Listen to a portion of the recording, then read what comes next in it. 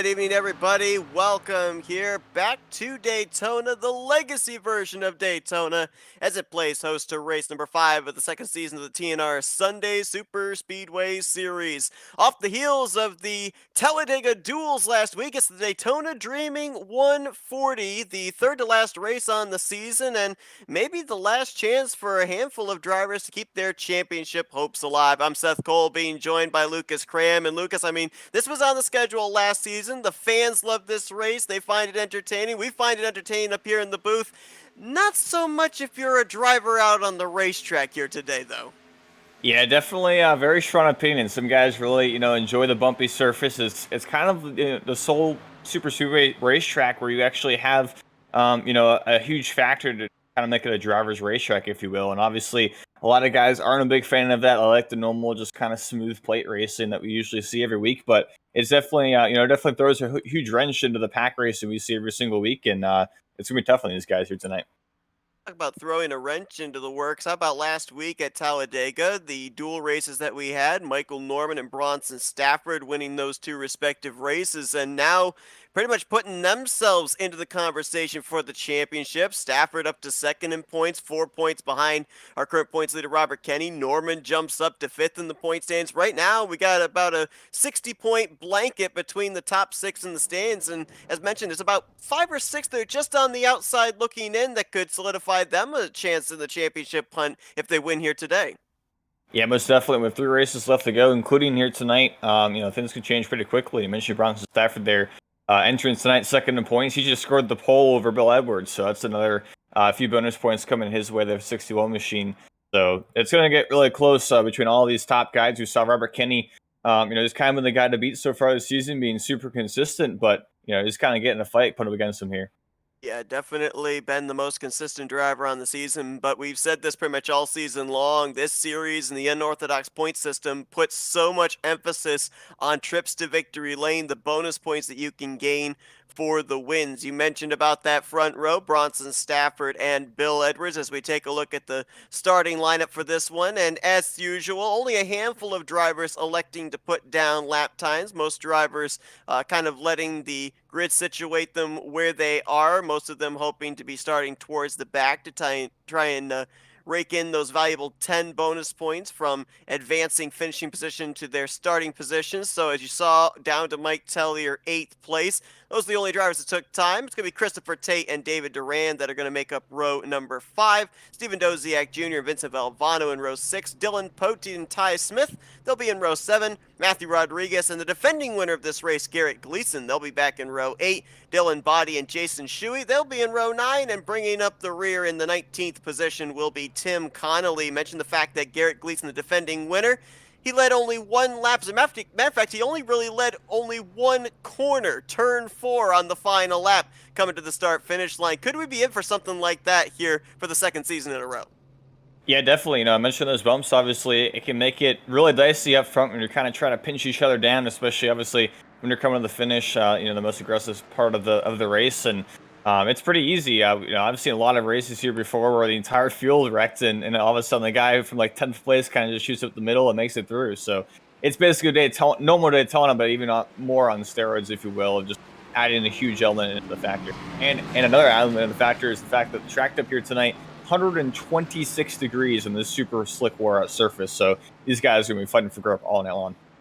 One driver going to be starting at the rear of the field for this one. That's going to be the 44 of Christopher Tate. He'll be starting EOL. That was announced during drivers' meetings. So not necessarily a terrible thing here, because it might be the safest place on the racetrack, watching what chaos might ensue in the beginning stages of this race. Now, one thing that you and I were talking about here before we came on the air was, with this track surface, we're not going to be able to see drivers hook the bumpers as much as we've seen them do at the newer version of Daytona, Talladega last week, of course, iRacing Superspeedway. So how do you make speed here at this particular type of racetrack when you're trying to work with your teammates? What kind of method do you have to do now as opposed to what you're used to doing? Basically just be as smooth as possible. Again, the bumps aren't really a factor in any other super speedway, whereas they're definitely the main factor here at this super speedway. And the toughest thing about that too is that the bottom lane and the outermost lane up against that safety barrier through the center of the corner are the bumpiest part of the racetrack. And so that middle lane actually is usually the preferred lane here. And you can really get a good run up off the corner and just push down the straightaway and be super smooth. That's how make up time here. Green flag in the air. We're underway in the Daytona Dreamin' 140. 55 laps of racing in total. It's going to be the Toyotas of Bronson Stafford and Robert Kenny that lead us into turn number 1. And I'm going to be very surprised if we end up saying 3 wide a lot here tonight, because I have a feeling that drivers, they're going to be tiptoeing around here even when they're side by side. Yeah, I mentioned those bumps because the outside retaining wall. It's very, very easy to kind of catch one of those bumps and end up hitting, the wall and kind of getting sucked into it. And as you see now, Robert Kennedy going to push him that Ford machine of Connor holding up to the outside lane. And once again, this might be the one racetrack where you kind of see guys decide to stay in the middle. Once these guys kind of learn that that's the line they want to be in, it wouldn't surprise me to see these guys, instead of dropping down in front of the inside lane like we usually see, a lot of these guys might kind of stay up in that middle lane, just kind of play it safe and try to stay up off those bumps. Connor Holden made his debut last week in both of the Dega duels. He was very close to picking up the victory in the first Dega race, but got airborne in the back straightaway in the final lap, finishing 15th. Followed it up, though, with a runner-up finish in the second Talladega race, and trying to take the fight to the inside line with help from Bill Edwards, but it looks like, at least for the moment, Robert Kenny and that shorter way around the racetrack has the advantage. Right here, it seems like on the back straightaway, though, the middle line, the high line, that's where the speed gets generated. And immediately Bronson Stafford decides to go up the middle into turn number 3 here around Robert Kenny, and the Ford machine of Connor Holden kind of got hunted rather by both him and Bill Edwards, so he kind of got shuffled up to the high side, and he's going to be really careful. Oh, he hits the outside wall. It's as I said, coming off turn number 4, and unfortunately a lot of damage to the number 4 Valvoline Camry, but luckily everybody else managed to just kind of scoot on through, just contact out there behind him. Everybody somehow hangs onto it. You saw there, I think that was Kenny Chapman and Michael Norman, all had their left sides down below the yellow line on the apron, getting them even more squirrely. I mean, we do know that there is no yellow line rule in this Super Speedway series, so, the track is bumpy enough as it is. Just how anxious a driver is going to be to go down to that apron? I think it's probably on the racetracks, you're not going to see that a whole lot. Obviously, those guys are trying to avoid that incident there and kind of getting reorganized, but the nature of this racetrack is, even though we saw a really aggressive move there by Bronson Stafford for just lap 2, I think the nature of this racetrack is even with how wild and crazy these guys usually used to racing, it just kind of pulls you back. You have to be a little more conservative around this super speedway to kind of make sure you keep your nose clean all race long. And I don't think we're going to see a ton of guys going down there without some crazy happening, especially towards the end. But again, there's bumps to the inside. You can see those cars just kind of bouncing up and down, and splitter possibly, kind of bombing out, pushing up the hill. And it's really tough to even pinch here. Just 2 wide racing here can be kind of tough with the outside lane pinching down to the inside lane. And it's very easy to kind of catch one of those bumps, especially coming up off turn 4 is a massive bump right there over the tunnel that kind of sends you right up in the outside lane without any control. So you're going to see this guy, Robert Kenny, kind of pinches him down right here. That hits that bump, kind of pushes up the racetrack, and it's going to continue to get closer all night long with that bump. We were riding on board momentarily there with the Great Clips Chevrolet of Christopher Tate. He is dealing with some connection issues right now, but mentioned he started shotgun in the field with that pre-race EOL. That did not hinder him at all. He's already up to the 7th position, so a little bit of an idea of how quickly you can work your way from the back to the front, which could make things interesting for some of these front runners if they run into late issues and have to come down, take on a faster pair, lose that track position. Not out of it just yet, though, depending on how much laps are left. Bronson Stafford, I don't know if he got a bump there from Chapman or if he just got loose on the back straightaway, but a nice save by the 61. Yeah, just a little bump right there on the right rear quarter panel. Talking about the bumper hooking earlier on, just late little tap there on the right rear, but good catch by him right there. And he manages to hit onto the race lead. Also, as Robert Kenny still tries to fight on the outside lane. And, for these 2 guys up here kind of controlling both lanes, they're just trying to fight for as many laps led as possible to get those bonus points and, try to secure the championship lead, which now Bronson Stafford, after earning the pole for tonight's race, currently holds on to that by just a very slim margin. I believe it's about 1 point, actually. Since he entered the race 4 points back. So these guys definitely trying to fight for everything they've got. Joey Chapman now trying to get clear up in front of Robert Kenny, but can't quite. And continues to push the 61 on the backstretch pretty aggressively. And you got to be careful right there with what we saw Chapman and Kenny doing. The side drafting, maybe a little bit of door banging there. I was hearing them in practice. They were calling it hip checking. And I'll tell you what, these cars are unsettled enough as it is over the bumps. When there's contact made with one side of a race car to another side of a race car, that just exemplifies the problem. Yeah, definitely. This guy's getting really dicey right there. Mike Taylor kind of getting shuffled up to the outside lane, trying to push Bill Edwards, got in the outside wall, and now gets into it again. He hangs onto it right in front of the four machine of Connor Holden, who just had that happen to him a couple laps ago. But now Bill Edwards kind of gets out to dry, and that's what we were talking about earlier. Talking about three wide being really, really dicey here, and especially this early on in the race. I'm kind of surprised to see these guys already attempting to use it, honestly, at this point in the stage in the race. But it's definitely very easy to just catch those bumps and kind of get shuffled up into that outside wall. Let's also remember what you brought up about the weather conditions, the triple-digit temperatures. I'm seeing a lot of drivers. Mike Tellier there into one. Saw Michael Norman last time by through the tri-oval. The back ends are wanting to slide out on him.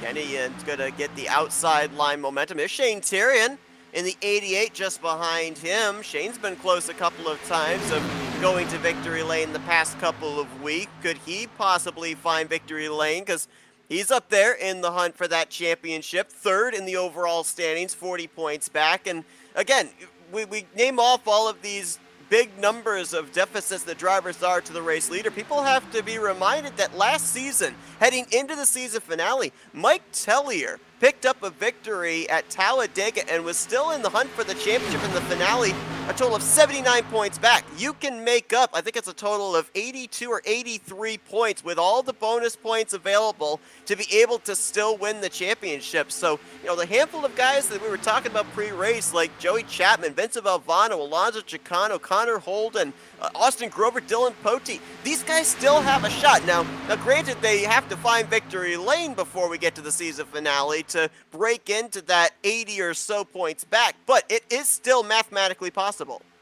Yeah, most definitely. We talk about that every single week. These guys, the shuffling. We see Robert Kenny's finished top 5, I believe, almost every single race of the season so far. And, he almost lost the points lead last week to Bronson Stafford just because he picked up that win at Talladega, even though Robert Kenny also has a win. So the point system in this series really creates that, huge gap to where you just kind of swing super easily. And we've already seen, 4 races so far through the current season. There's 4 different winners. So these guys continue to kind of shuffle it up and kind of jump their names up towards the top of the list as far as the points. Big problems for Tim Connolly making his second start on the year as we saw him limping his number 59 to pit road. Looked like quite a bit of damage on the right side of his machine. So I think he's had a meeting with the outside retaining wall at some point here in the first 10 laps as they continue to move and shake up there at the front of the field. And right at this point in time, Kenny and Stafford, neither one can seem to get an advantage. Chapman's done a great job of keeping the 61 alongside, and Shane Tyrion and Mike Tellier have been able to keep Robert Kenny alongside of Stafford. So things are getting rather stacked up behind them as a result. Yeah, you can tell, the inside lane is kind of coming up off that bottom. The outside's kind of giving a little grace so that those guys back there, you see Rodriguez now getting forced down the apron, and I managed to get back up in line. But all these guys down here in the bottom are kind of forcing their way up to the middle, if you will, and trying to force that outside lane up the hill so they can kind of straddle those bumps down there on the bottom. And most super speedways we see every week, that outside lane would not be giving that much space to the inside lane, but they kind of know and have an understanding as Robert Kenny, big move right there on Bronson Stafford from the outside of the inside, as now Shane Tyrion tries to push that 61 machine. But being a little more understanding of the bumps around here, and definitely not turning down the aggression level, that's for sure.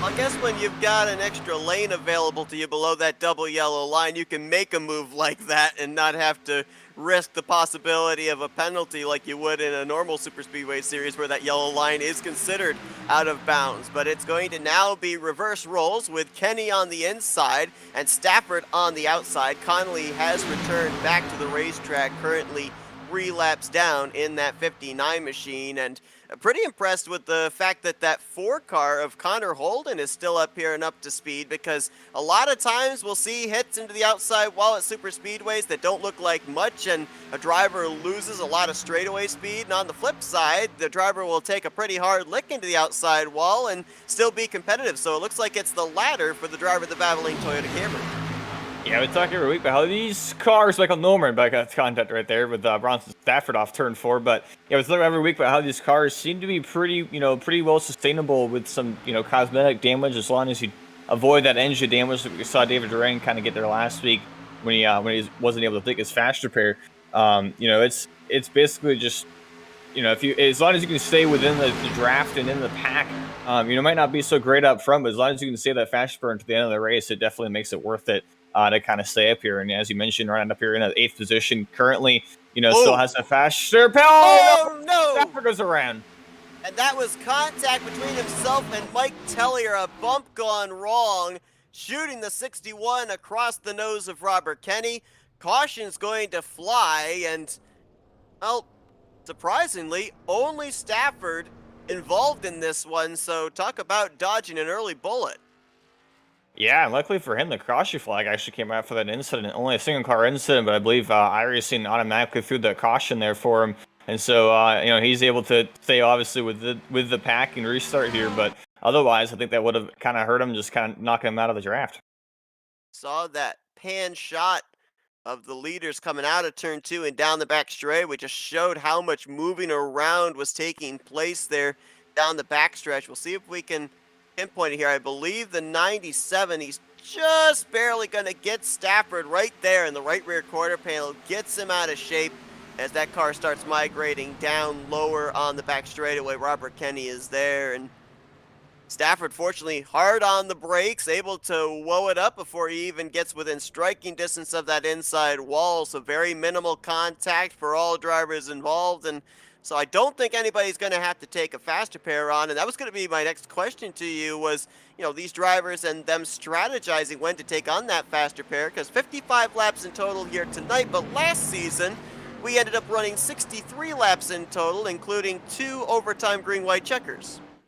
Yeah, and this racetrack, kind of seems to have that trend of, once you get those caution flags, it kind of bottles everybody back up and the aggression level picks up even higher. And just the racetrack is, a lot more narrow than even normal Daytona, where you can have, those 3 lanes of good usable racetracks. So you usually have a lot of accidents towards the end of the race. And so I'm sure a lot of these guys going to try to save it as long as possible, knowing that they might get clipped in another incident. But as you mentioned, it kind of comes down to where you can position yourself for track position wise at the finish. But speaking of, a lot of these guys all coming down pit road. Looks like Michael Norman actually may have just rolled through pit road there. I'm not sure if that was intentional or not, or he missed his pit stall. But all these guys coming down for fuel, topping off, and maybe even taking on some damage repair. There are a bunch of drivers that either missed their pit stall or decided not to take service. Norman, Poteet, Gleason, Body, and Tate. We even saw their then race leader, Mike Tellier, overshoot his pit stall and have to back up. So pit road playing havoc early with a number of drivers. And another thing that's going to be interesting to see here when this race comes to a close is how many drivers actually take a turn out in front, because last season we had 14 drivers in the Legacy Daytona race, and 12 of those drivers took a turn out in front, 20 lead changes amongst those 12 drivers. We've seen at least here in the early stages, it's been the Sky Motorsports Camrys, Robert Kenny, Shane Thierry, and Bronson Stafford up at the front, but you kind of wonder if that script is going to flip as we get closer to the second half of this race. Yeah, definitely. With 19 cars here, in tonight's race, with only 14 in the last seasons, I definitely expect, obviously, a lot more leaders to kind of get up front. And I'm curious to see what this call was for all these guys. It seemed like the intention was to kind of roll down pit road so they can come back down pit road without getting black flagged or EOL'd. And so that might be a bonus point given here to Michael Norman for leading a lap, adding to the list of leaders, obviously, if he can get across the line before the rest of the leaders do, which it does not look like, because somebody. Christopher Tate actually just jumped around him and will pick up that lap lead. But yeah, definitely interesting call there. All these guys maybe also figuring they could top off on fuel. I don't think we're in any sort of window that I can think of here. There are about 40 laps to go, but these guys, I believe that with caution flags and whatnot, it kind of could shake up to where this could pay off for him.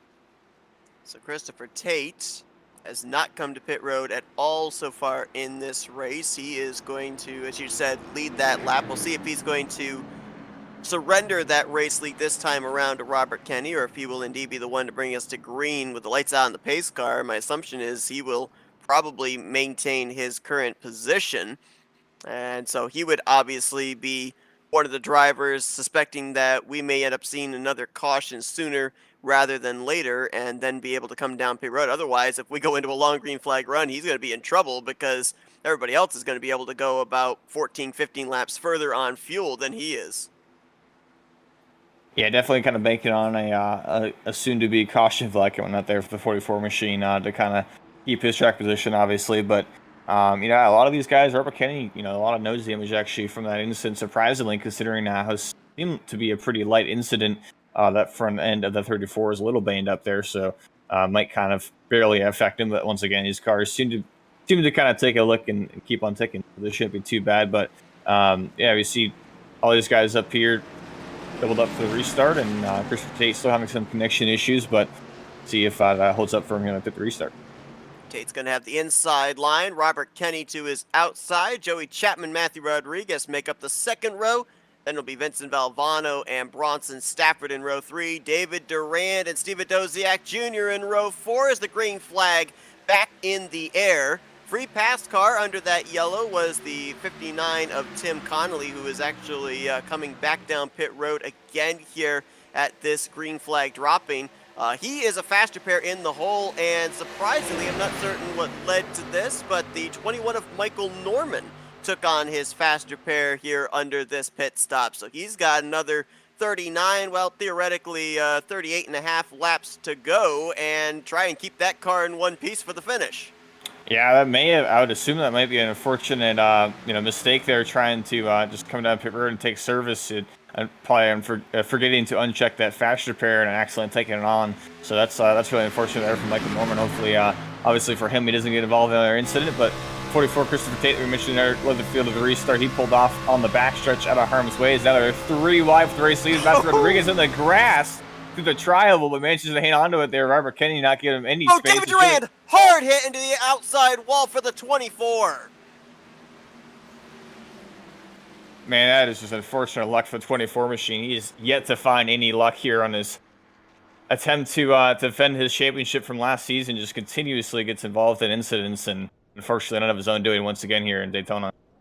David Durant has made all 4 starts this season, but he is mired down 24th in the standings. He has only accumulated 20 points in the first 4 races this year and finds himself the reason for the second caution of the day. Let's go back and see what happened, because that thing just shot up to the outside wall in a hurry.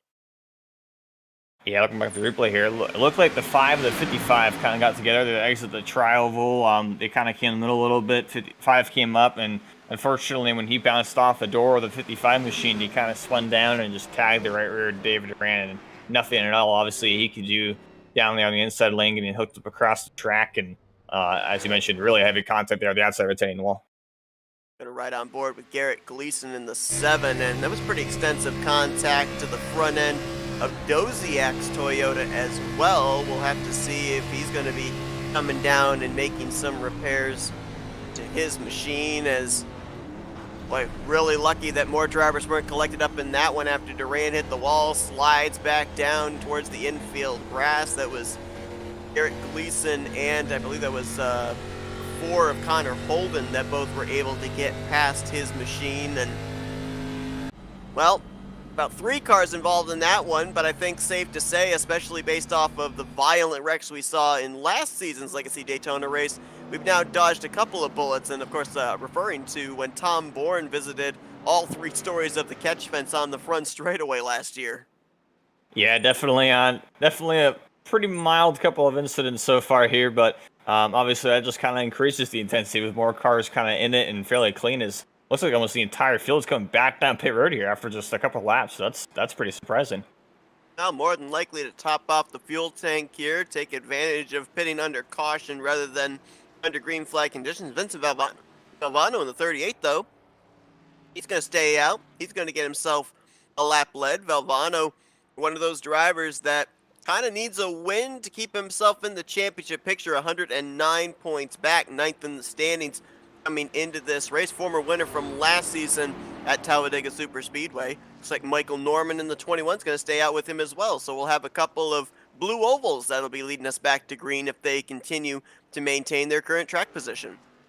Yeah, the few that are out there in the field against the Camry army, if you will. But yeah, the rest of the field all coming up here, as you mentioned, mostly just topping off on fuel. Joey Chapman, Matthew Rodriguez both lead the way off of the guys who decided to make a pit stop there with about 25 laps to go. That might put them actually within the fuel window, so that might be why those guys decided to come down just to play it safe. I'm sure we'll probably gonna expect to see some more caution flags come out here. That kind of changes it up, but just to make sure in case it does go green, maybe they can make it the rest of the way and play some strategy into it.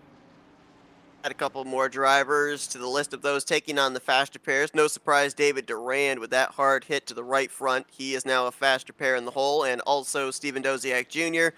brought it down. Looked like they were going to try and get some manual repairs done, but he is going to bite the bullet and use his faster pair as well. So 4 drivers in total have used their faster pairs at this point in time. As it's going to be Vincent Valvano, Michael Norman. That'll be the top 2 when we go back green. Like gas and go for Joey Chapman. That puts him up to 3rd. Matthew Rodriguez in 4th. Looks like he might have gone with a 2-tire strategy. Bronson Stafford actually went with 4 tires, but he's coming back down pit road in the 61, as is Robert Kenny, as is Garrett Gleason. So there's a lot of pit strategy going on here in terms of fuel. Yeah, most definitely. I have to assume they're coming down to top off once again and just make sure they're completely packed full of fuel. And, if this goes green the entire way, that might just play off for them. And we saw it kind of green one to start the race. And obviously, the caution rule usually comes into effect, and we've had a couple in a row here. But if for some reason this somehow goes green the rest of the way, or potentially even gets into overtime territory, as you mentioned last season, having 2 overtime attempts, a lot of these guys might have to come down, to top off, make sure they can make the end on fuel. So this definitely could pay off for them, if it works out in their favor. But otherwise, they're kind of back out here, behind the rest of the pack. So definitely a huge shakeup at the front of the field now. The Vince Valvano staying out there, and Joey Chapman now trip up in the 2nd position.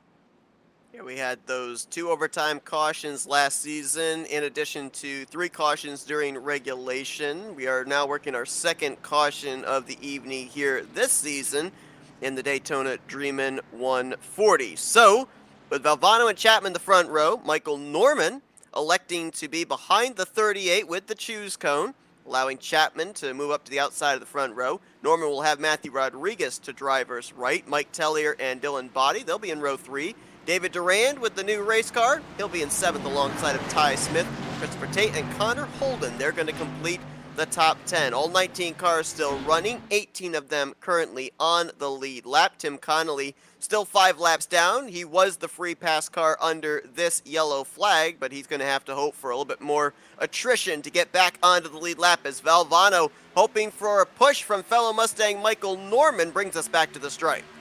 Yeah, you mentioned Michael Norman earlier, taking on that faster pair most likely by mistake, and deciding to stay here kind of puts him up at the front of the field and in harm's way, if you will. So definitely a pretty aggressive call there, but a 21 machine obviously feels like he can try to keep his nose clean and just keep track position up front. But kind of on the apron there to the center of the corner to get it nice and easy, not to get too much of that apron or finish sideways pretty easily. Is now immediately up the middle comes the 44, Christopher Tate around Mike Tellier, Matthew Rodriguez, David.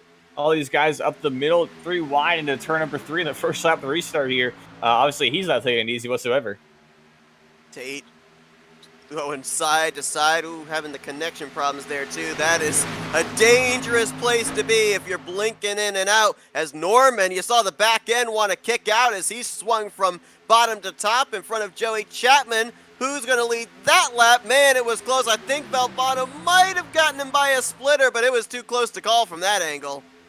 Yeah, Michael Norman actually with a huge push there for Joey Chapman by 2 1/1000ths of a second, managed to hold off the 38 right there at the start-finish line. So he picks up another lap lead as we also add a lead change on the mix. And now David Durant just saw him goes nose first in the outside of retaining wall, take on his faster pair, and decide to get up here and go racy with it. He's been kind of in the back half of the field, I would say, for most of the season, trying to take it easy, and it has not seemed to work out for him with that strategy. So he decided just to heck with it, go up front, kind of race and get as many laps led as possible, and see how your luck fades. Oh no! Right in front of him, and just as I say that, he gets collected the incident with Mike Tellier and heavy damage to all 3 of those machines as they work their way down on the pit road, kind of still crashing.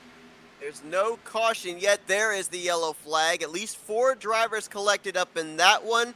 Valvano, Bronson Stafford, David Durant, and Mike Tellier. Yellow flag and away for the third time here today as Joey Chapman is the one that leads us back to the start-finish line with the yellow flag out. Boy, that was...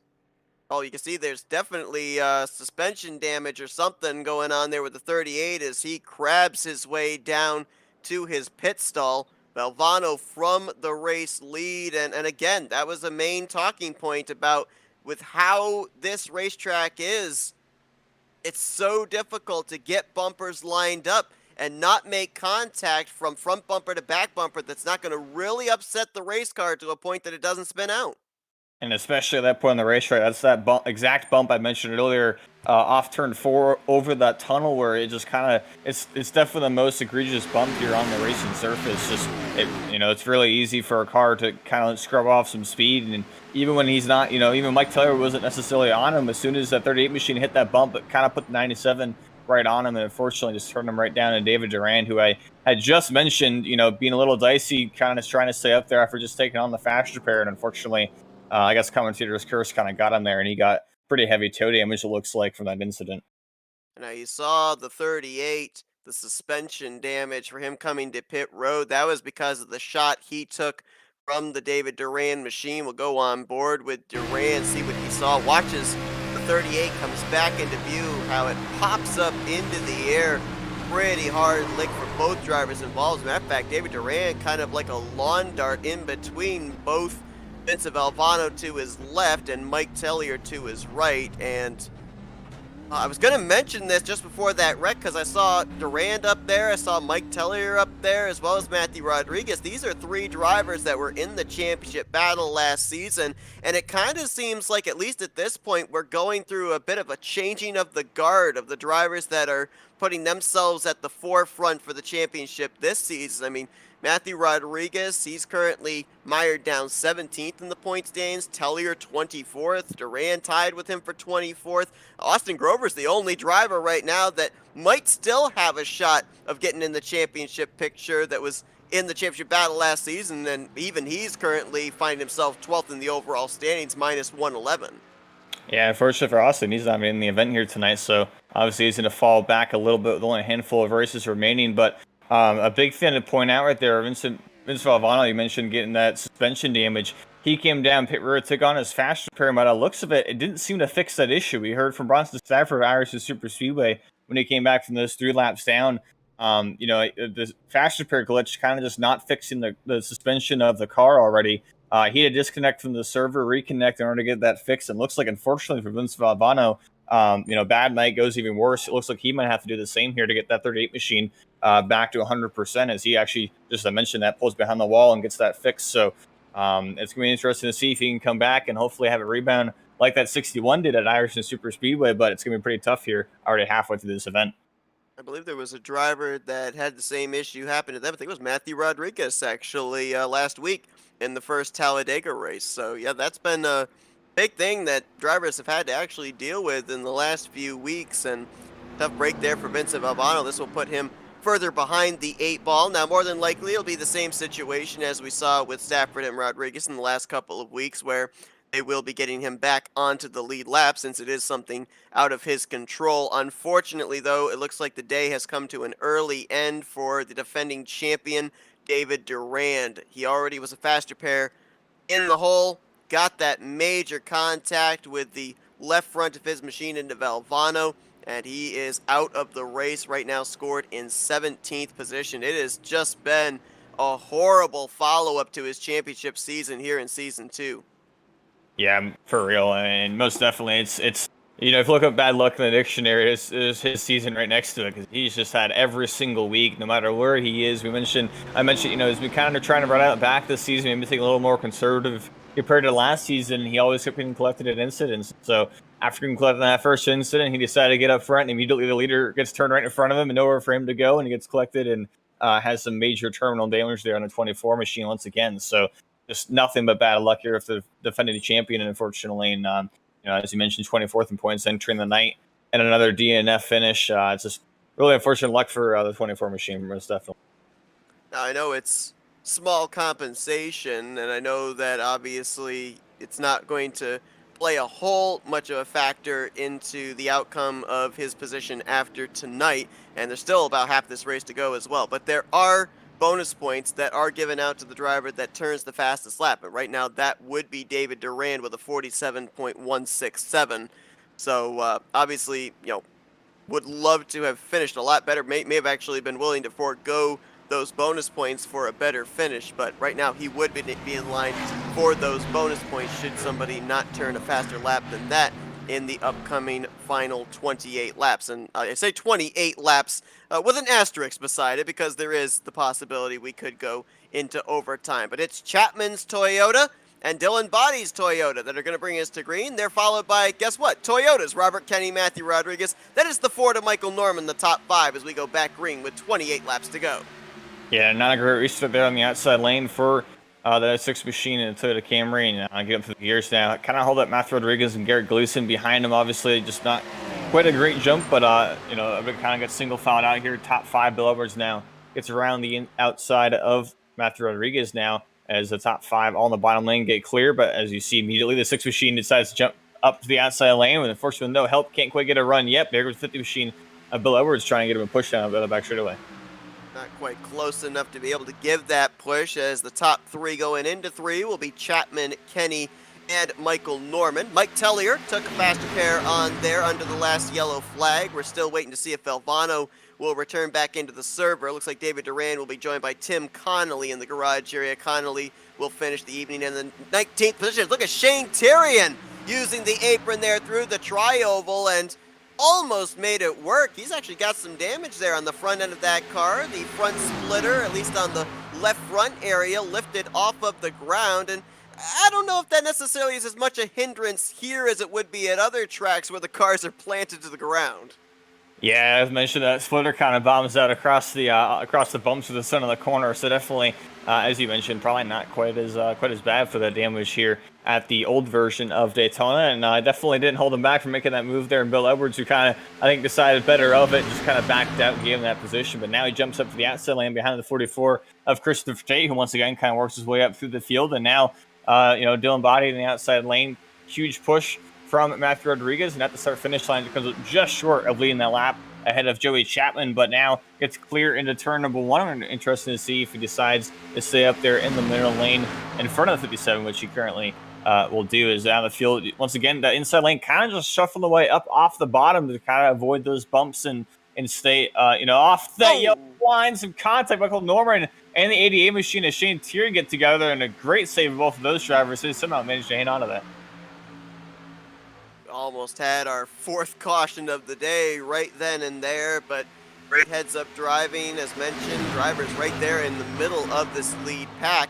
As up at the front, Matthew Rodriguez doggedly trying to push Dylan Body to the front, but he can only do that for a certain period of time before he starts to see the water temps creeping up, and he'll have to try and get some clean air to the nose to cool that engine down. We had the numbers up on the top side. All of a sudden, they've all migrated down to the inside line. Tate moves down to the bottom in front of Michael Norman. Michael Norman's got Ty Smith down there with him. Now the outside line forms again. 5 on the bottom, 5 on the top. And it seemed like a lot of drivers were saying that the inside line, while it is the shorter way around the racetrack, the outside line's the place that you want to be. Bronson Stafford says, heck with that, I'll take the middle. Robert Kenny sees him coming, throws a block on him. Things going to get really congested here off of turn number 4.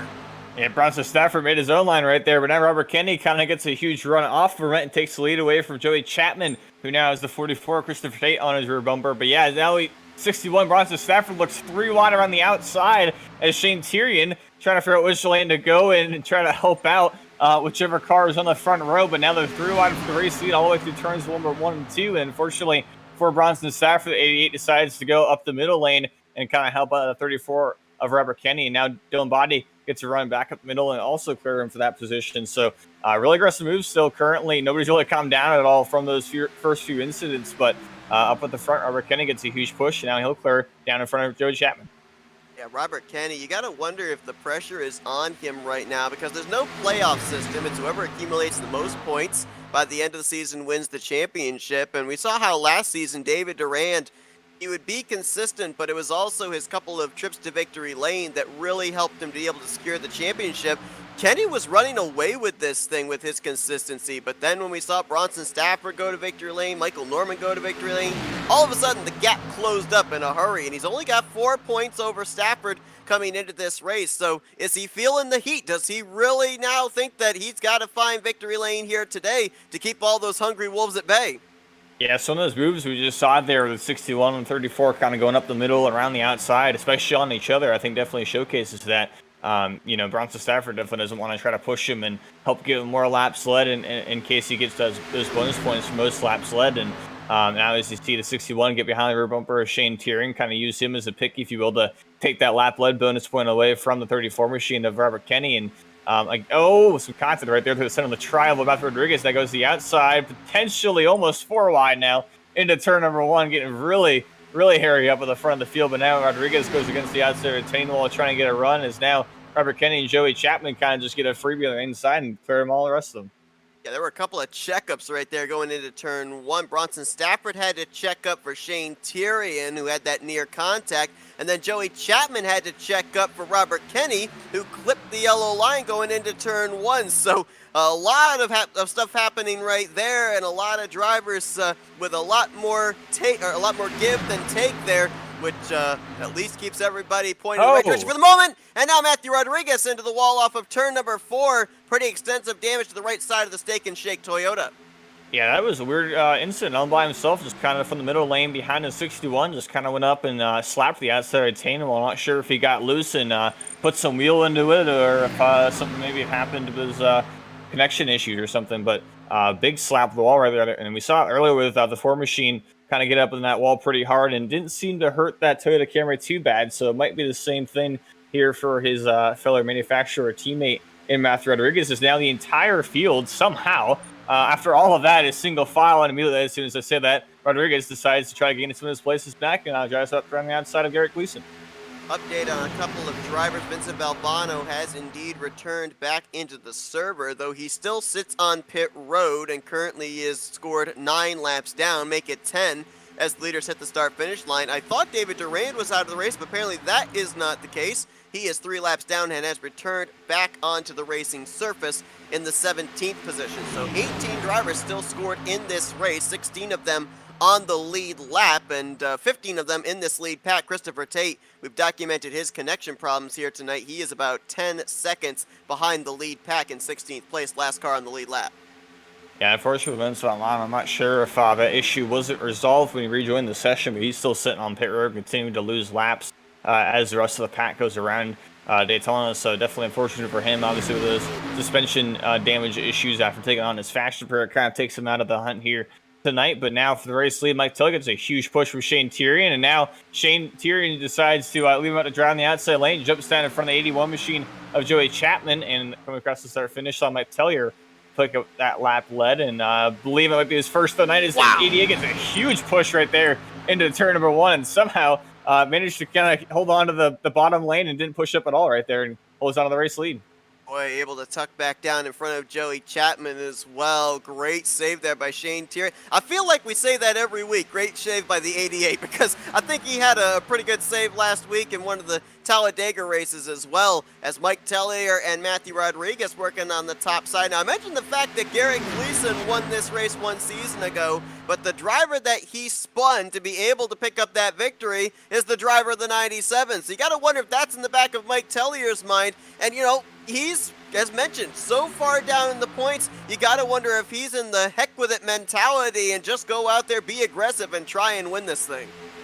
Yeah, definitely position himself, obviously, to be in that position as he leaves the outside lane. And once again, kind of just see, obviously, the 88 machine has a lot of nose damage. We noted it earlier, where it kind of slows him down when he gets out in front and when he's not behind another race car. But that outside lane just continues to prove it being the dominant lane where you can just kind of stay up there. And as long as the car behind you is content with staying in the line behind you, if you just try all those bumps, run right in the middle lane like he's doing, in the 97 machine, you just continue to kind of try those bumps and keep the momentum up and hold on to the race lead. So it's going to be a question as far as if the 57 decides to stay in line behind him, or if he can get clear of Shane Tyrion, which he does now, and decides to maybe jump down in front of him and try to pass him on the inside.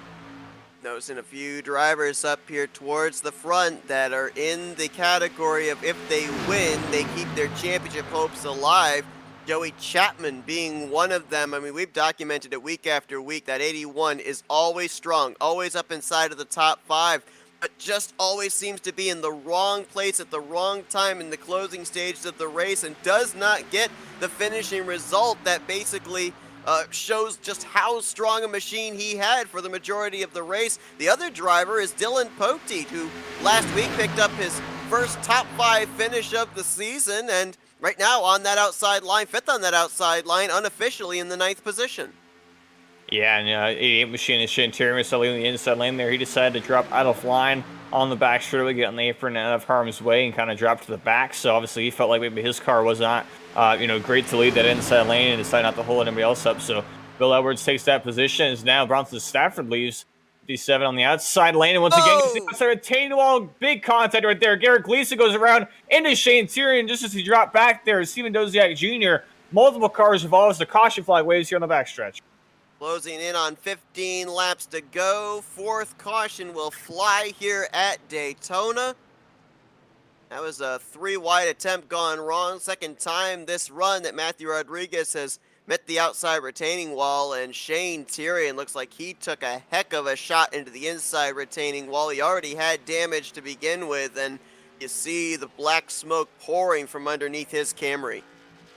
Yeah, and I just mentioned that I decided to drop back there and kind of get out of the way of the inside lane, and unfortunately just wrong place, wrong time. A lap after he dropped back there, gets perfectly involved in that incident from the 7 machine, knocks right down the inside wall. So, as you mentioned, heavy contact there, and I'll just have to assume to use his fast here to get that thing, that machine fixed. But the rest of these guys, kind of shuffled all over the place. And unfortunately, just, that's pretty easy to do here. Once again, that narrowness of this racetrack. Daytona is pretty narrow in and of itself, but as soon as the 7 machine kind of got up on that wall, it's just difficult to turn down and avoid him. And unfortunately, Garrett Gleason, nowhere to go, just kind of runs right in the back of it. And Garrett Gleason, I think he got into the back of Matthew Rodriguez, who of course scrubbed off a lot of speed when he got into the outside wall. Oh yeah, you see right there, the right front of the 7 just kind of jumps up into the air when he makes the contact. And a little bit of concern there for the 55 of Steven Doziak Jr. There you see the end result, the damage on the front end of his number 55, and he had already taken on a fast repair for the second caution of the evening. Yeah, unfortunately, with it being all, nose damage, it might be some engine damage, but, hopefully for him, he can just kind of get some option or repairs fixed and, fix the front end of that Toyota Camry. As the entire field once again decides to come down pit road here, just 15 laps to go. So obviously maybe they're just kind of getting some damage repaired, and everybody kind of just in unison, I guess, comes down pit road, even though they don't seem that they will need fuel or tires. But Bronson Stafford, Robert Kenyon else gets into the pit stalls cleanly, and actually some of them are taking on right side tires, which is another point I probably should have mentioned beforehand.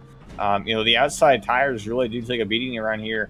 With those bumps, obviously, they put a lot more wheel into it to kind of keep it pinned down, and it's the only Superspeedway where tire wear actually really matters, just they get really loose off pit road right there, battling for the race lead off pit road. It looks like Robert Kenny comes over ahead of Bronson Stafford, but this is basically a cheese grater, especially the 130-degree track temp. These guys up front, obviously, feeling like their tires kind of falling off, definitely hurt their speed, and they want to kind of get those fresh tires for the closing stages here, just over 10 laps to go. Pass under this caution is going to be David Durant, so he will now be 2 laps down to the race leaders. And if we get a couple more cautions before the conclusion of this race, he may still have a shot at coming away with maybe a top 10, maybe even a top 5, and who knows? I mean, we've seen so far this season and last season that you don't necessarily have to be running even up inside of the top 5 to be the race leader when you come off a turn 4 to take the checkered flag. I mean, Michael Norman, I think, was running 7th or 8th last week at Talladega, and he was able to hold off Connor Holden to be able to pick up his first victory of his DNR Sunday Superspeedway Series career. Bill Edwards, Mike Tellier, they elected to stay out. Let's see if they continue to stay out here, and looks like that is the case. I think the 50 might be saving some fuel there. I saw the front end kind of bogged down as if he was throwing in the clutch. Yeah, potentially. I mean, I believe these guys came down at just about 5 laps to go. It was about 20 laps to go or so. I would have to assume they can easily make it. Maybe just kind of saving some extra to make sure that they, they can stay out there in case we get some overtime attempts. You see David Durant goes fast, or excuse me, his waiver on there on the inside lane and get one of those laps back. But yeah, these guys up front obviously mentioned seems like they're maybe good on a fuel and the machine 97 and Mike Tellier. Again, those rest of those guys all came down pit road and took 4 tires, which isn't something you see every day with 10 laps to go at a Superspeedway. But once again, intrigued to see how these guys, especially being pinned down the inside lane, how those older tires pay off for them here against those fresh tires up there on the outside lane. Now, one thing that we don't talk a whole lot about here, but it is an important point, is when these drivers get themselves ready to line up for the restart, the lights go out on the pace car for one to go, there is a place indicated in driver's meeting, the choose cone. You get to choose which lane that you want to start in. And it gets really important when you get closer to the end of the race, because last week in our second Talladega race, a driver that was listed to finish, I believe it was in the 6th position in that race, actually did not choose a lane, hit the choose cone, and ended up getting EOL'd in the final finishing results. So these drivers, while they have to keep themselves aware of everything that's going on under the green flag conditions, also have to be aware that they adhere to the rules under caution, because it could be costing them a potential race victory at the end of the night. Yeah, definitely. And you see, with those choose cones and nobody who kind of came back down to top off, there's only 3 cars up there on the outside lane. Michael Norman kind of the caboose on the outside lane with a huge line of cars to the inside. But the restart will come out here as Bill Edwards leads the field with a huge push there from Mike Tellier and number 97 machine with 12 laps to go here. Once again, these guys on the inside kind of getting pinched down. Those older tires. Be interested to see if Bronson Stafford and Robert Kenny decide to work together, championship rivals, to try to get themselves in front of the field as Bill Edwards gets turned sideways onto the apron. Some major contact. Ty Smith up into his teammate and a big wreck right there on the restart into turn number 1. Joey Chapman, Steven Dozak Jr. also involved. Matthew Rodriguez, Jason Chewy just scoots by, but a ton of cars right there as everybody just took the restart. Yeah, they were still wrecking as well. There was a further hit. I believe it was Steven Dozak Jr. got into Joey Chapman. So about 7, 8, 9 cars collected up in this one. Everybody all bunched up together, and the track got completely blocked, especially the 2 lower lanes. As caution's going to fly for the 5th time here today. Robert Kenny going to be bringing us back to the caution flag, and that will put us at 10 laps to go. So it will be less than 10 to go when we go back green. Let's go back to turns 1 and 2, because this is the 2nd time that we've seen a driver get spun from the race lead. And correct me if I'm wrong, it's been the 97 that's been the car behind the spinning machine both occasions. Yeah, unfortunately, he's had a few of those runs tonight. Just trying to push in the restart, obviously get that 50 machine out in the front, and unfortunately, just kind of clipped the left rear through the center of the corner. It looked like Bill Edwards was kind of staying up a little bit higher, trying to avoid those bumps. The 97 was up against the yellow line and just kind of clipped him in the left rear corner and turned him sideways. And unfortunately, everybody trying to avoid behind kind of stacks up and get into each other, and the big contact right there for all of those cars. And Mike Tellier actually was able to get out of it fairly unscathed, minus some rear end bumper damage, but the rest of the field behind not quite so lucky. I believe that at least 3, if not all 4, of the Valvoline Brigade got damaged in some way, shape, or form there. Dylan Poteet, Connor Holden, Ty Smith, and Dylan Body. We're on board here with Matthew Rodriguez, who might have gotten a piece here as he was trying to whoa up. That's Ty Smith in the 5. Well, just barely skated through, I think. There's Joey Chapman's 81, and just up ahead, that's Steven Dozak Jr., who got a little bit more front-end damage with contact between himself and Chapman. So I believe the tally would go up to about 8 drivers collected up in this one. And as mentioned, this restart's coming up with less than 10 to go. Now is big decision time for a number of these guys as to whether or not to take on the faster pair here and now, or maybe hold out just in case we end up seeing a couple more cautions here at the end of regulation and maybe even into overtime. And something else to note here, one of the victims of the faster glitch, unfortunately, one of the Valvoline Brigade cars, the 6 of Damon Body, came down pit road after involved in an incident, took his faster pair, and unfortunately, another car has a left front tire up through the hood, and he has to come down pit road and probably disconnect from the server and reconnect like you've seen quite often. So Unfortunately, it seems to be biting a lot of these guys. Some sort of iRacing glitch continues to kind of catch these guys off guard when they come down and take their fast repair for whatever reason. And unfortunately for him, that obviously with just 10 laps to go, that most likely take him out of any chance here to get the victory. Well, about 15 laps ago, David Durant was running multiple laps down.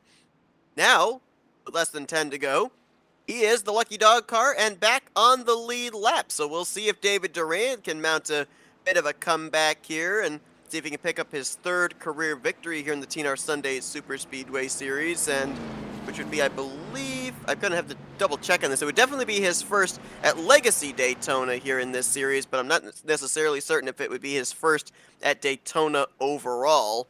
As Robert Kenny, Bronson Stafford, Michael Norman, Mike Tellier, and Bill Edwards appear that they will be the top 5 when we go back green. Surprisingly enough, Bill Edwards did not come down pit lane. Despite him and Mike Tellier making that contact, neither did Tellier. So they keep their track position at this point in time. You talked about how those right side tires take a beating at this racetrack. After a slide like that, if you're Bill Edwards, I mean, I know track position is important, but just how much is he going to be dealing with on this upcoming restart in terms of grip? Yeah, it definitely might be like a little bit slicker, and we see the track that would continue to increase for the sun just beating down on this racetrack, and all these cars, obviously, all 20 of them kind of racing around here, just continues to increase the track tip now up to 129 degrees. It's just scorching these tires all the way around. As you see the 6 machine down there on the grass, continuing to have that fast repair glitch, unfortunately. But yeah, luckily for him, he didn't get any actual damage to that 50 machine, and nor did the 97 Mike Teller right there in front of him. So as long as he got this, this tires cooled off here under caution, hopefully it shouldn't be too big of an issue for him. But for the rest of these guys, it might not be a huge thing. It's not like it's a mile and a half racetrack where it's going to be off the pace, if you will. But as far as just comfortability and making moves and trying to get up to the front and kind of darting around, it might make it a little bit more sketchy compared to those guys who came down and took on 4 tires. Dylan Body is going to lose a lap as a result of the glitch you were talking about. Looks like he is going to be coming back onto the racetrack momentarily. David Durant did actually have a Daytona victory prior to this race, and that was, of course, the season finale when he won the championship last season. Now, that's where the season finale was last season, not this year. We're going to be going to the current version of Daytona next week, but that's going to set us up for our championship battle in the season finale in 2 weeks' time at iRacing Superspeedway. Of course, that's going to be the second Dash for Cash race as well, in which Matthew Rodriguez, Michael Norman, Bronson Stafford, and Tristan Maher all locked themselves in with our Dega duels last week. Robert Kenny back underway here at Daytona. 8 laps left in regulation in the Daytona Dreamin' 140. Bronson Stafford up there on the outside lane was clear Michael Norman, but decided not to come down in front of him. And unfortunately for him, that seemed to be the wrong move. Doesn't really have any help there behind him on the outside lane. And now Shane Tiering goes to the apron around Robert Kenny and Michael Norman as they go 3 wide on the back straightaway for the race lead. Mike Taylor now glued to the rear bumper of the 34. Robert Kennedy's the 88 kind of has to back out there being on the flat and kind of moves Bill Edwards up the racetrack as they go 3 wide for the 4th position now. The center of the corner, and real aggressive moves there, obviously late in this event, but somehow they'll make it work and they come on the other side. The move on the apron did not work for Shane Tyrion, though, because he was still down there going into 3, had to back out, and now he'll be around the 6th position. He was up as high as 3rd when they were down the back straightaway. By the way, he is, as you can clearly see, with a brand new race car, took on his faster pair. Garrett Gleason did the same. I believe that Christopher Tate has taken on his faster pair. Ty Smith has taken on his faster pair, so there's a lot of drivers that are up here going to be on pins and needles, because more than likely, if we have another violent wreck up at the front of the field, which we've had twice so far here tonight, that could be night over for about a good half dozen drivers. Yeah, one of the drivers who doesn't have one is now race leader Michael Norman. He gets pushed out in front of Bronson Stafford and jumps down in front of Robert Kenny, who now gets clear off turn number 4 and decides to pull the outside lane and try to battle him for the race lead. But yeah, these guys up front, they kind of understand their situation, try to keep it up front. And usually the best place to be on a super speedway is either in the very, very front or the very, very back. And you kind of usually avoid the majority of the incidents that happen in the middle of the pack. And so that's exactly what that 21 machine is trying to put that Hot Wheels Ford Mustang out front and keeping his nose clean up in the outside lane and trying to contend for the race win here with just 6 laps to go. You mentioned the fact that Michael Norman back at the first Talladega race last week as that was close between Kenny and Stafford, as Stafford shoots up the middle, but Norman was able to get through the carnage on the final lap to lead him back to the checkered flag. Now he wants to be able to keep him in his rearview mirror here coming to the checkered flag. Mike Tellier got it down on the apron. Little squirrely there as we got a car down on the apron coming back down pit lane. I believe that is Steven Doziak Jr. in the 55. Yeah, I mentioned that championship battle between Bronson Stafford and Robert Kenny continue to kind of pick up. They know they want to, position themselves with just 5 laps to go here, to try to get that push to get to victory lane. And Bronson Stafford, very aggressive move right there. Robert Kenny attempted to throw the block, and now is trying to force his way around the outside of 3 wide and hoping to get help from behind to make that move work. But these guys kind of just holding each other up now as the first 3 cars to the inside lane, Bill Edwards being the last car of that group to get clear of the middle lane. And Mike Tellier now with Bill Edwards in tow behind, going to pull around Michael Norman for the race lead. As they run right now, well, yeah, they're still up there. He's still up there. I was wondering where the 88 of Shane Tyrion was. So as they run right now, 5 of our top 7 on the racetrack are your top 5 in the point standings. So you think these guys aren't aware of what the situation is and who their competition is? The way they're racing right now says otherwise. Tellier with Bill Edwards. Edwards finished runner-up to Ryan Hesgard in the season opener. That's a guy that's desperate to get to victory lane, 4th in the overall standings. Yeah, these guys, obviously, a lot of these guys having their fashion pair already burned up. If they get involved in an incident, that might completely change the point system. As Bronson Stafford shoves into those once again up the middle lane for help from Joey Chapman. As now he goes around Bill Edwards and Mike Tellier now up the middle for the race lead. A huge move right there for the number 61 machine, and it pays off huge. Bronson Stafford does not drive afraid. There's no doubt about that. He put contact. His car. Bill Edwards, Matthew Rodriguez. Heavy contact for both those cars into the inside wall. And I just mentioned Bill Edwards, one of those guys up there in the points, coming in this race 4th in points. And luckily for him, he managed to kind of straighten that car out before he knocked the inside wall down, but pretty heavy damage still, nevertheless, on the number 50 machine. And this might kind of hurt him in the point setting. And with this caution coming out, the 6th of the evening, we are going to go into overtime. There is Matthew Rodriguez. Fortunately for both drivers involved, Rodriguez and Edwards had not used their faster pair at this point. But now for drivers that also have not used their faster pair, that may be running mid-pack or rear of the field, is there any 2, 3, 4 miles per hour to be gained between a brand new race car and what you currently have? I'm looking at maybe someone like Dylan Poteet, who's got some front-end damage. The 5 of Tyler Smith back there's got a little bit of damage. I mean, would these be drivers that might entertain the idea of coming down pit lane?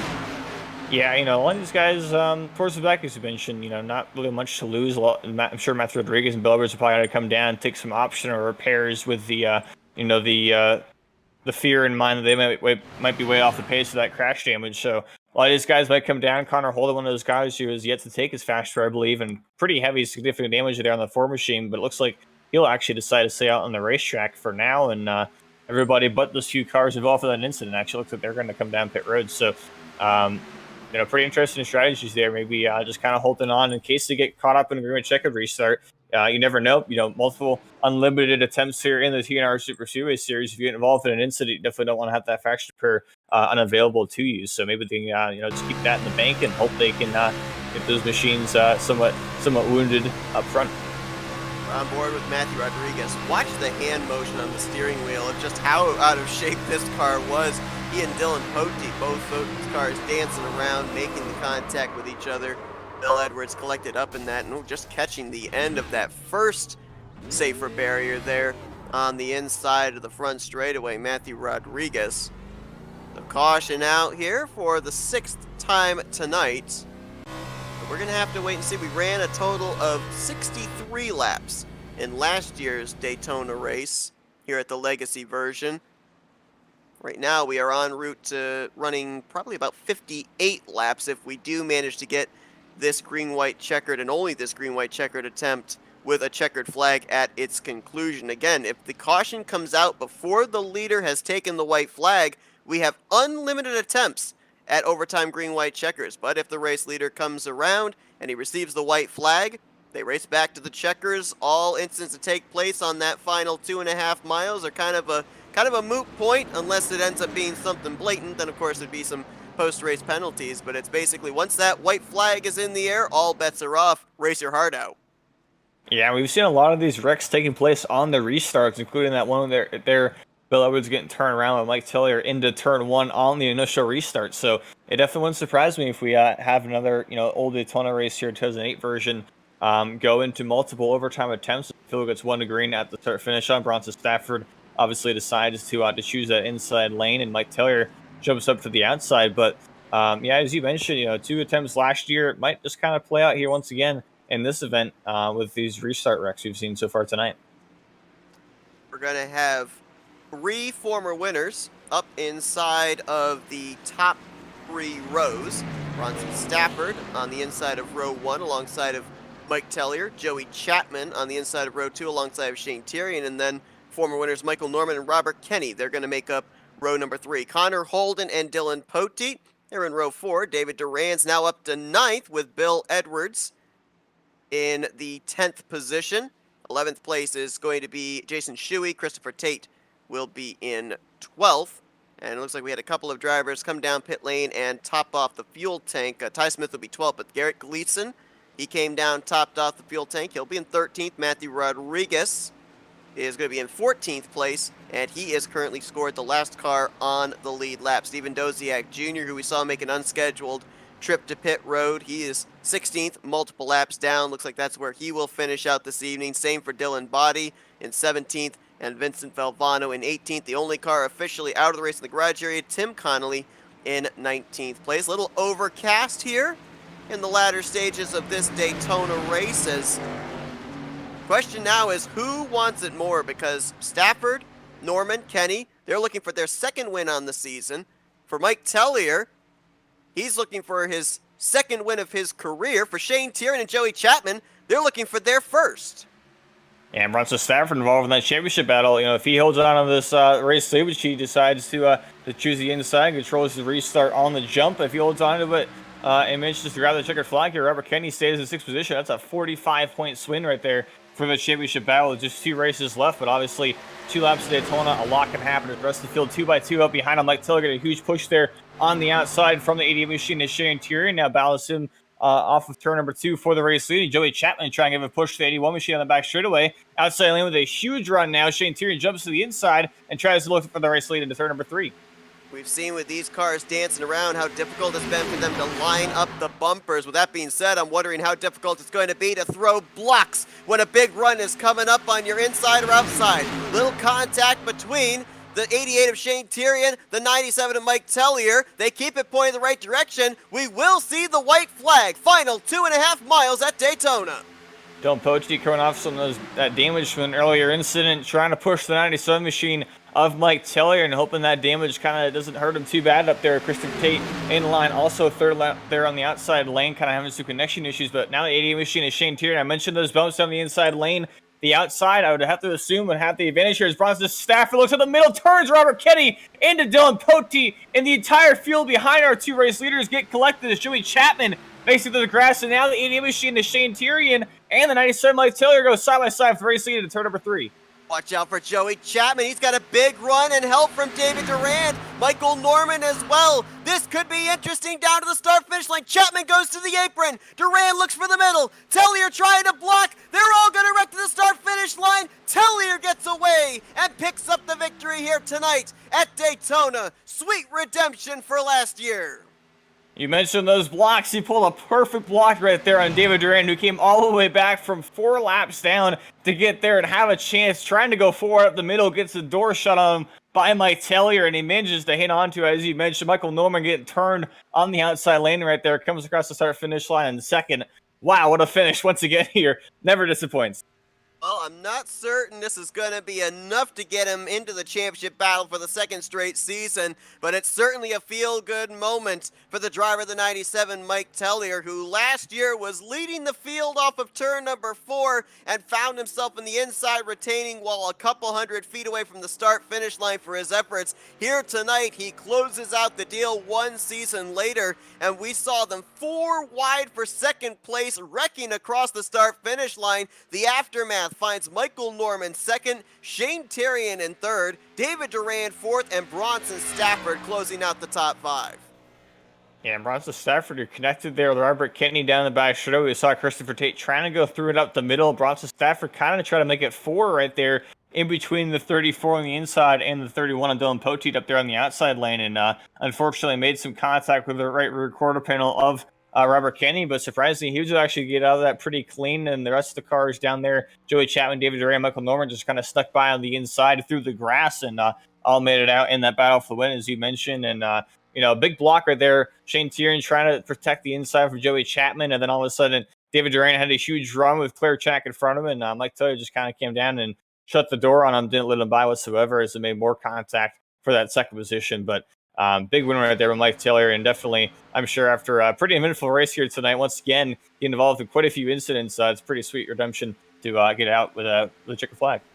See in the forefront of this wreck on the back straightaway, 34 of Robert Kennedy. He did bring the car back across the start-finish line under its own power, but in the 14th position.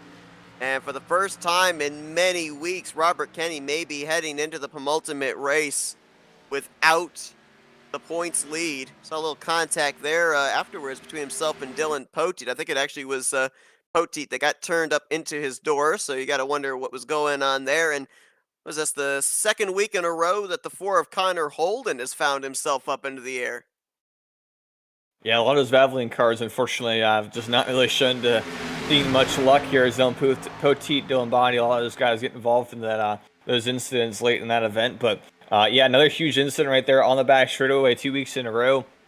On the white flag lap, and that's what we usually expect to see. These guys trying to get every square inch out there on the racetrack that we possibly can get. And obviously, as mentioned earlier, no caution flags there on the last lap definitely makes things a lot more interesting. But lucky for the race leaders, they're able to get pretty clear track out behind them and just kind of defend the runs coming from everybody who made it through the inside.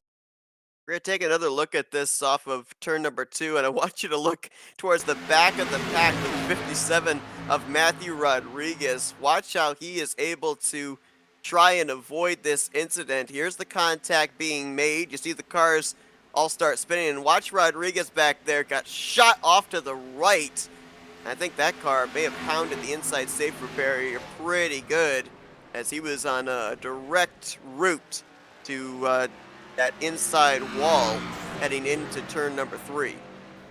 Actually, he managed to crank it all the way to the right, kind of spinning through the grass, and use that bus stop that's used here for the Rolex 24 in January. He was actually getting that thing straightened back out somehow and kind of limp his wounded Toyota Camry back around on the start-finish line, and obviously lost a lot of spots in the process with how much damage he had in that machine. But yeah, a lot of those cars who kind of got involved there, definitely nice to kind of get straightened back out and come back across the start-finish line. But yeah, definitely portion of luck there. Connor Holden, he just seemed to find no luck also tonight, getting involved in almost every incident that happened, just continued to get more damage from that 4 machine, and about made it through too until the 34 kind of clipped his right rear and sent him up and over all of a sudden. So pretty wild right there on the back straight. Connor Holden, as you mentioned, 2 weeks in a row.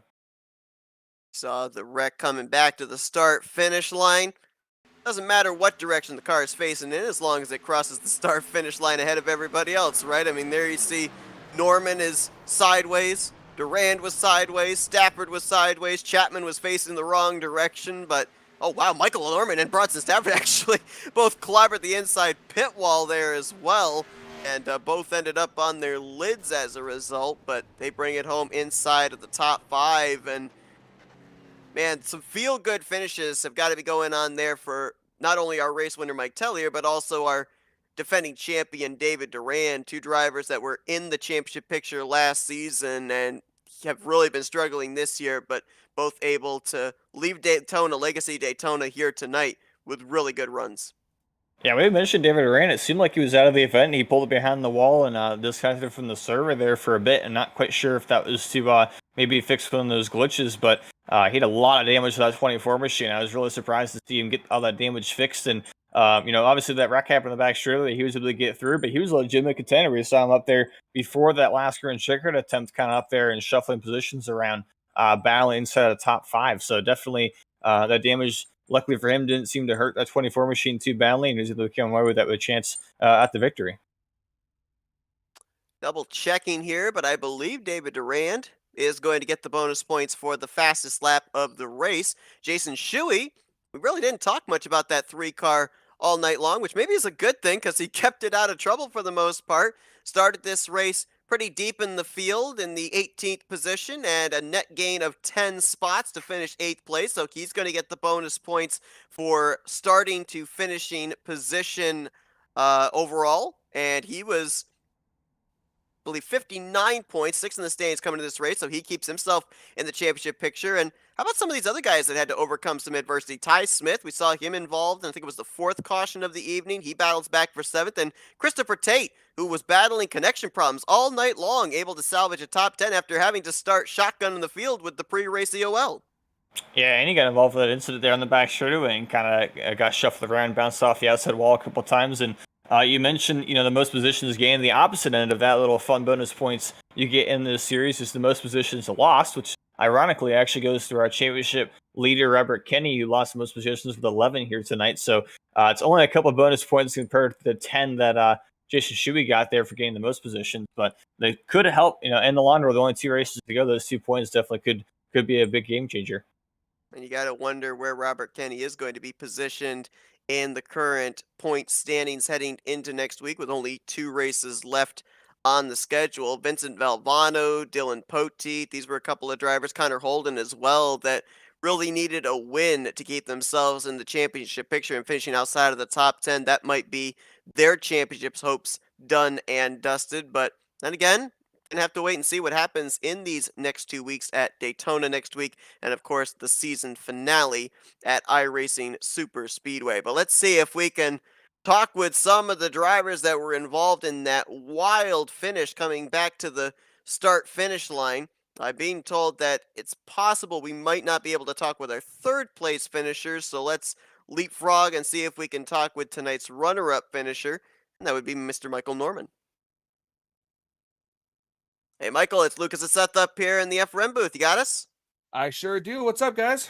Well, man, I mean, we talked to you last week at Talladega when you picked up your first career win here in this series. You follow it up this week with a runner-up finish at Daytona, right there in the conversation in the closing stages. But, man, we saw the 97 throw in a lot of blocks on about 3 or 4 different lanes. Was there anything you could do to at least get alongside him to try and make it a drag race to the stripe?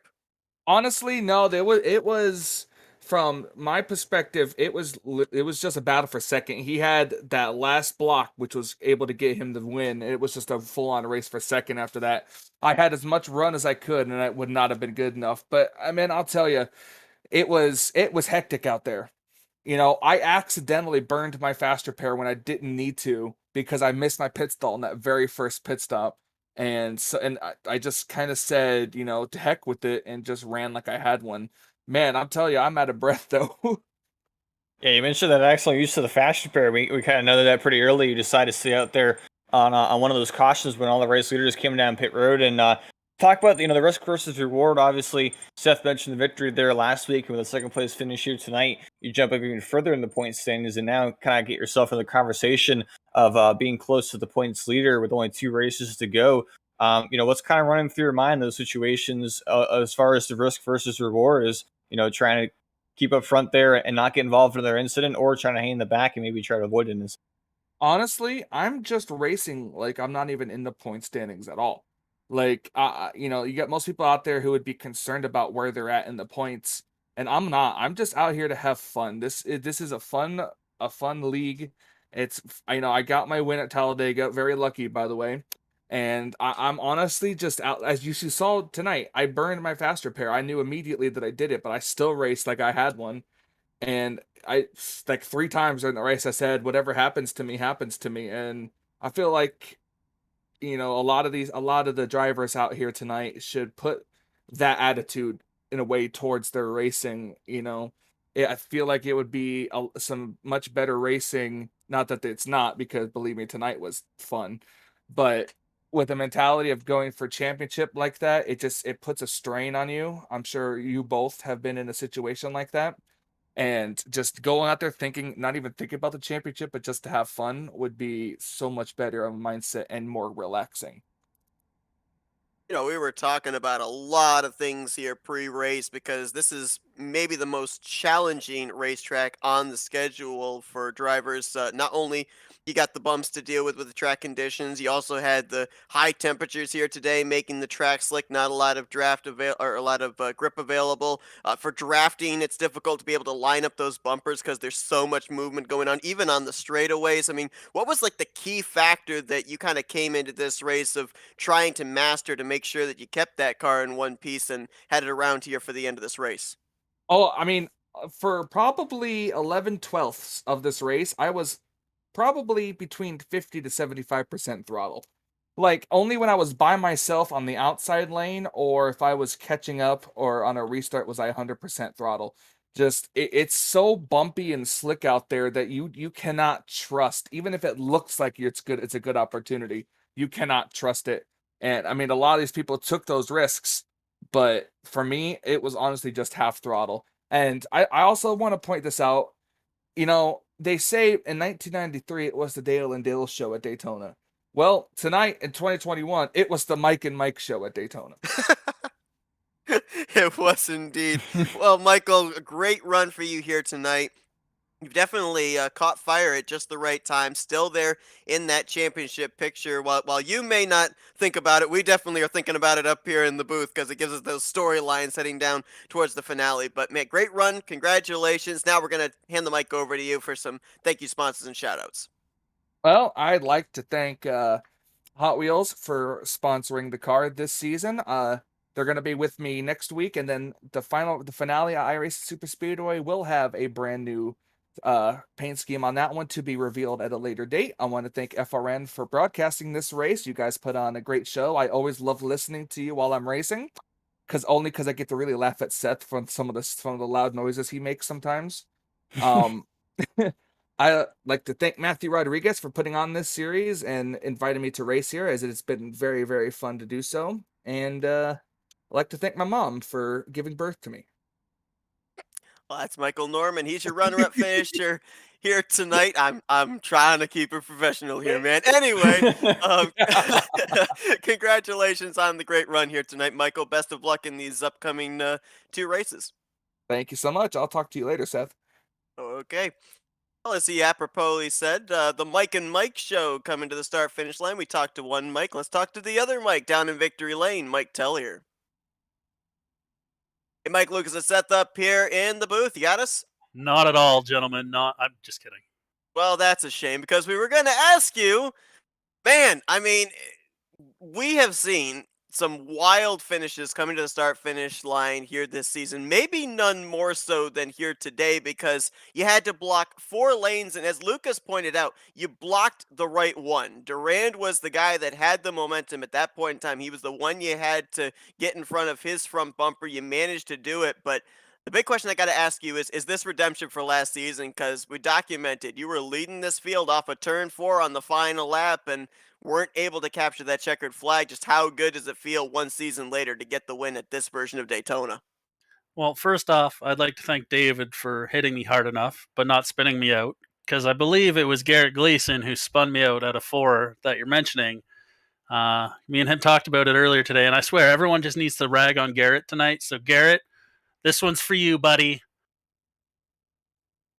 Yeah, at the top of the show, Seth was mentioned, and obviously we've seen the bumper hooking issues kind of all season long. In the Daytona, the old Daytona version, excuse me, with the bumps all the way through the center of the corner, it's a lot more difficult to kind of push, and it's also at the same time a lot easier to kind of catch a bump and turn somebody around. And unfortunately, we saw a lot of incidents like that tonight. You got involved in a few incidents, had to burn your faster there in the late stages, and luckily for you, able to kind of keep your nose clean at the end of that, at the end of that race there, and just kind of able to hold on to it there on the green checker restart. But just talk about how tricky it was to work yourself around those bumps, and at the same time try to push that car in front of you to get some momentum on your side. Well, first off, I need to apologize to the people who I tried to push on the bottom through the bumps. I think I spun literally everyone off the front of my nose. I don't know if Matt Rod installed like a snow plow because it's winter season or what, but I think I turned Bronson. I got Bill loose at one point in time, and there was a big wreck behind us after that happened, and think Vinny was my third victim. The high side seemed to be able to run a lot better. As you noticed, that's kind of where I ventured later on in the race. It just seemed like everyone could keep it lined up easier and push just that little bit out of the corner better than the bottom, and like you're out of the bump. So that's probably the big reason it was working better than the bottom. But no, I feel terrible. I could not drive like myself. Usually I'm a great pusher, and in practice I felt like I was doing okay. I worked with Bill, and then sure as shit in the race I turned him. So maybe I need to turn a couple more practice laps here at bumpy Daytona. Well, if Matt Ride installed snow plows, I think that Florida Department of Transportation is going to have a couple of words with him because I didn't see any yellow lights on any of the cars out there on the track. But, we talked just moments ago with Michael Norman, up there in the point standings, in the hunt for the championship, what his mentality is for these last two races. On the flip side, it's really been a bit of a struggling year for you, Mike. Obviously, we know you were in the hunt for the championship last season. Great to see you back in victory lane, but I mean, does this change the mentality for you in the final two races? Is it kind of a go for broke and end the season with as many victories as possible? Or, we saw you be able to peek into the championship picture last minute in last year's penultimate race. Do you think that if you can maybe find victory lane again next week, you might still have a shot to be able to hoist that championship trophy by the time we get to iRacing Superspeedway? Well, I'm gonna need the horseshoe that's up there to stay there. That's for sure. I've had the worst start to a season ever. I think I had 20 points through the first four races, and I maybe got 80 tonight. So I've literally quadrupled my points total in one run. So maybe I can claw my way back. But Bronson, he's finished pretty good every race he's been in. I know Kenny had a bad finish tonight, but those guys have so many more points than me already. Being past the halfway point, I would need a miracle, I think, to even get close. But we're gonna try and steal some trophies here and there, and the last race of the season, we'll see who's a better friend at the end of the day. All right. Well, congratulations on the victory here tonight, Mike. Second of your TNR Sunday Super Speedway Series career. Great to be able to see you burn it down there and on the front straightaway and park that number 97 in victory lane. And now we're going to hand the mic over to you for some victory lane thank you, sponsors, and shoutouts. Yeah, I'd like to thank my kids, FRN for not only putting up with me and letting me run you guys on the car all season long, but for broadcasting. Matt Rod for putting on the series, TNR for allowing us to host the series, and my buddy Michael Norman for the Mike and Mike show. Hopefully we can finish 1-2 a couple more times before the season's done. Well, that is Mike Tellier. He's your winner here tonight in the Daytona Dreamin' 140 at the legacy version of Daytona International Speedway. Once again, congratulations, Mike, and best of luck next week. See if maybe you can go 2 for 2 in these 2 weeks. Yeah, thanks, guys.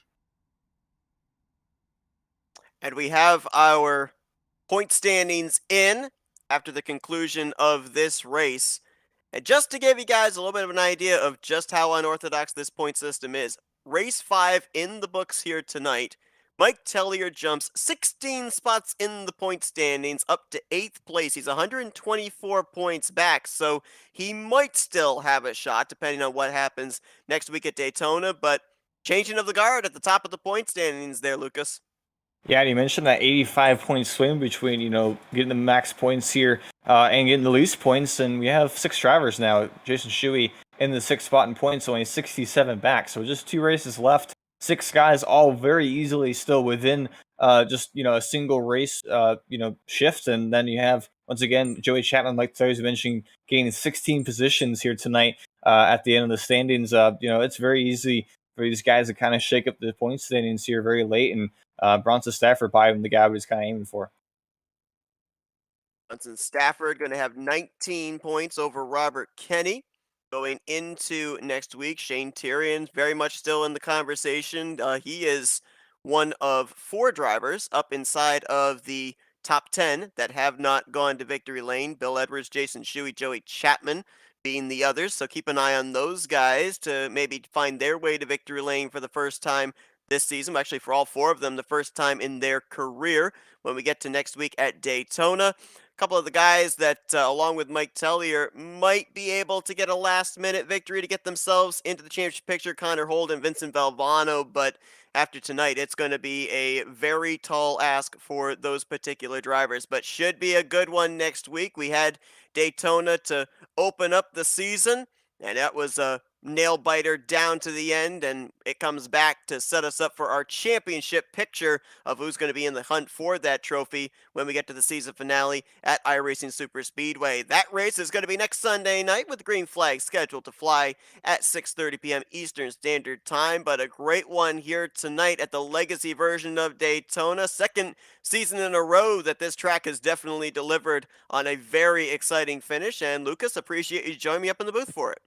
Yeah, absolutely. Always a blast and always a pleasure to work with you, Seth. Thanks to everybody that tuned in here tonight. Hope to see you guys next week as we continue on the second season of the TNR Sunday Super Speedway Series. Mike Tellier, your winner here tonight at Daytona. For Lucas Cram, I'm Seth Cole. We'll see you guys next week as you've been watching another broadcast courtesy of the Flatout Racing Network. This broadcast is the copyrighted work of Flatout Racing Network and may not be rebroadcast, retranslated, or used in any form without the express written consent of Flatout Racing Network and iRacing.com Motorsports Simulations. Flatout Racing Network would like to thank you for your support, and we hope you enjoyed tonight's broadcast.